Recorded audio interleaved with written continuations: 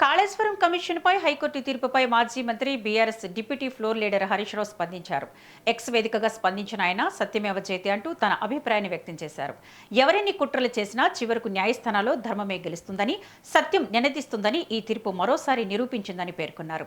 ప్రాథమిక హక్కులు, సహజ న్యాయ సూత్రాలను విస్మరిస్తూ నడిపిన విచారణను ఉన్నత న్యాయస్థానం తప్పుపట్టిందని తెలిపారు.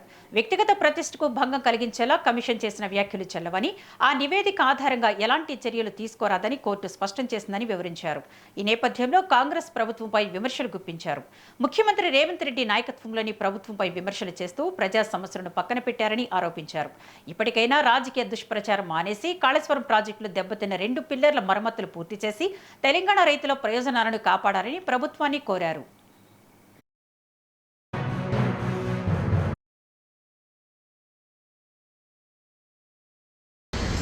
ఏదో ఒక రకంగా రాజకీయ లబ్ధి పొందాలని ఆ రోజు ఎన్నికల ముందు ప్రయత్నం చేసినారు.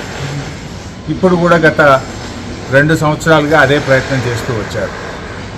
రకరకాల లీకులను పంపుతూ, అక్రమ కేసులు బనాయిస్తూ ఏదో ఒక రకంగా బీఆర్ఎస్ పార్టీపై బురద జల్లే ప్రయత్నం చేసినారు.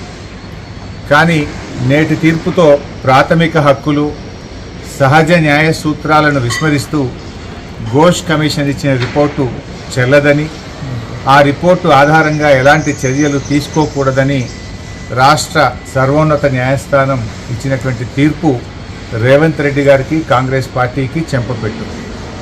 ఇప్పటికైనా రేవంత్ రెడ్డి గారు ఈ చిల్లర రాజకీయాలు మాని ఆ కుంగిన 2 పిల్లర్లను వెంటనే మరమ్మతు చేసి రాష్ట్ర రైతాంగానికి సాగునీరు అందించాలని చెప్పి కోరుతా ఉన్నాం.